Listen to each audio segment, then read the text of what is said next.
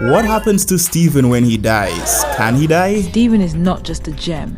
There has never been anything or anyone like Steven. We've not only seen him completely reverse the aging process during episodes like Steven's birthday, but our boy has definitely also been shown to be able to raise the dead with his tears, like when he managed to bring Lars back to life during the season 5 episode titled Off Colors. But wait! There's more! Whoa.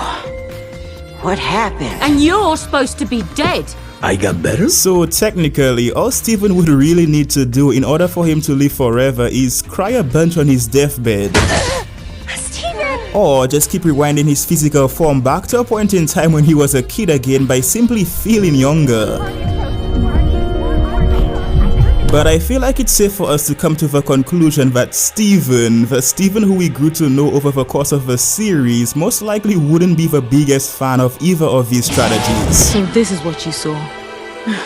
I don't care about that! So that just begs the question, when Steven does eventually choose to let himself die, will his gemstone just turn off and lose the ability to function forever like a dead battery? Or will Pink Steven be forced to wander the earth for the rest of time, desperately searching for a way to reconnect with his other half and for a reason to not shatter himself?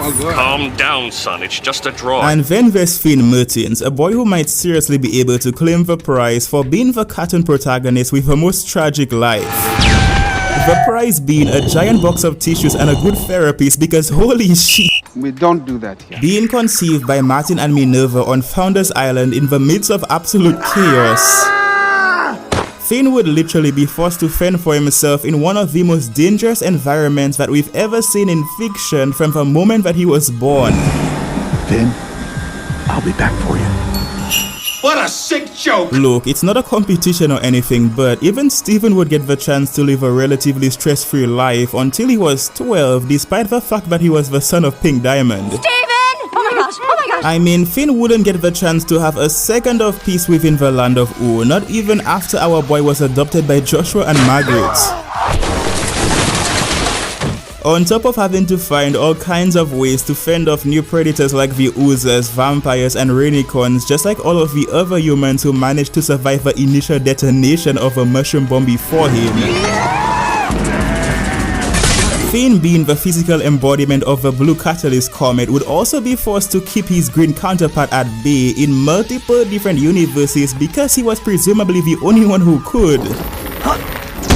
Oh, golly! Speaking about Finn's greater significance in the multiverse, do you remember Glob? Oh my god. That one guy from Mars that every single important character on the show has referenced at least once. Justin Rock Candy asked me to the semi-formal. Oh my god. Glob was essentially introduced as being the substitute for God within the Adventure Time multiverse, at least when it came to swearing. There. Wait. Oh, Glob. We also have to consider the fact that the physical embodiment of chaos and disorder, being Golb, was very clearly given a design that was heavily inspired by Glob's. Oh no! In terms of colors and shapes anyway. Oh my Golb! Does this mean that Glob wasn't actually the substitute for God on the show and was instead included to be viewed as being Golb's direct rival, making him the physical embodiment of order and destiny? It doesn't make sense. Every 1,000 years, the Catalyst Comet mysteriously reincarnates itself and collides with Earth. Well, we really can't see for sure at the moment, but what we do know is that Glob is dead. What is it, boy? Glob is dead. If you ignore the fact that he isn't. Who's that? There he is! The truth is, Glob losing his entire body to a collision with Martin's spaceship does seem to heavily prove the point that the guy wasn't ever supposed to be regarded as being the creator of the Adventure Time multiverse. My moment approaches. Steady hand, steady heart. I mean, if we're being honest, there are a boatload of characters that have been introduced on the show who seem to fit that role much more effectively than Glob ever could. He's out of line, but he's right. Prismo, for one, was given the assigned ability to be able to tamper with old universes and create brand new ones by simply granting wishes. Eat it, Lynch! Eat it, Lynch! Woo! There are also other incredibly likely candidates like Life, Death, and the Cosmic Owl. I'm so scared right now. Yikes. The case for Prismo and most of these other characters being the true god of the Adventure Time multiverse falls apart when you take their mortality and higher purpose into account though. We know for a fact that similarly to Glob, Prismo is also evidently capable of dying. Plus, the guy apparently has a boss, which means that whoever they are probably has a much higher level of authority and power over the multiverse than even him. That's right. Prismo is nothing but the dream of a wrinkly old man. But there is one character who seems to fit the role of being the one true god of the Adventure Time multiverse more than any of the other likely candidates. Nah, that's all fine.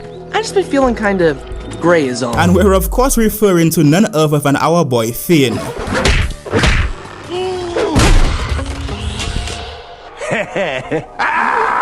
Butterfly, space moths, banana men, and of course even ancient psychic tandem war elephants are all entities that Finn has summoned to assist him in his times of need during some of the most pivotal moments on the entire show. Well, I was just floating around and I drifted into B-Man's flight path. It's pretty random, right? It wasn't random, I did it. Shout out to the homie Xavier X Star for pointing this one out in the comment section of my previous video, but it's also entirely possible that Finn might have used this power for the very first time in O to summon Joshua and Margaret themselves to help him after he took it on that leaf in the forest. What do you want? What do you want, baby? Why are you crying? Why isn't it possible? It's just not. Why not, you stupid bastard? Regardless of whether Finn was the one who actually summoned his own foster parents to adopt him or not, our boy's deeper connection to his world, along with the fact that he is seemingly the only character who has the power to keep reincarnating no matter which form that he takes, all leads me to believe that Finn Mertens is without a doubt not the one true god of the Adventure Time multiverse. This is all very nice, but it doesn't solve the mystery. Yeah, I mean, while Finn would undeniably become one of the most powerful entities in O, I think that we should all be able to agree that our boy most likely didn't create the place himself. I feel like I put a lot of work into this meat reality. I'd like to see it through. Steven was basically placed in an extremely similar position, right? That is a little bit upsetting. Being a kid who would begin to learn that he held godly levels of power within himself, along with the potential of even having to fulfill some kind of magical destiny. He said it! He said it! I've always found it fascinating how Steven and Finn would both reach the end of their journeys without choosing to accept their magical destinies. Everyone keeps telling me how my story is supposed to go. Nah, I'm gonna do my own thing. Yeah, just like that. But Mom did! She was trying to tell me something with my tape! As we briefly brought up earlier, Steven was not only the son of one of the most powerful and controversial gems in existence, being Pink Diamond. I was there! I saw it with my own eye! But he was also presumably the very first human gem hybrid to have ever been born. This isn't about Rose. From now on, everything has to be about Steven. A combination that seems to heavily point to the idea of our boy being brought into the world to bring balance to the universe or something. There has to be something I was meant to do. My magical gem destiny. And then there's Finn, a humble human who started out as being one of the most significant cosmic phenomena in his multiverse. You know my first battle with the giant? I never told anybody this, but... You boom-boomed in your shorts. A human who would also just so happen to be brought to the single most dangerous location on the planet when he was only a baby.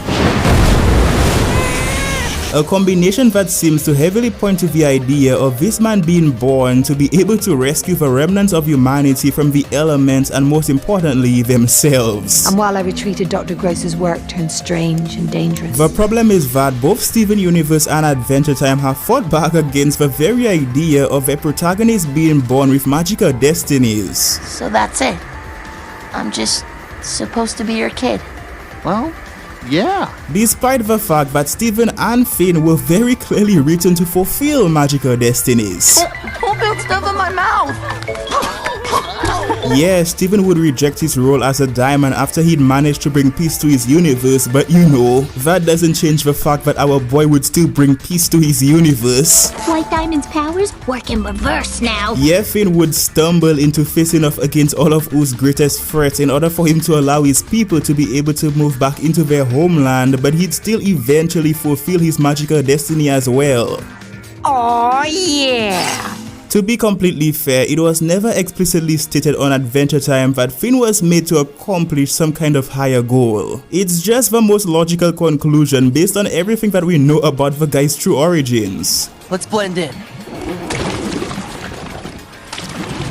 Steven, however, would be explicitly stated to have had a magical destiny on multiple different occasions and by multiple different characters, including himself. Magical destiny practice.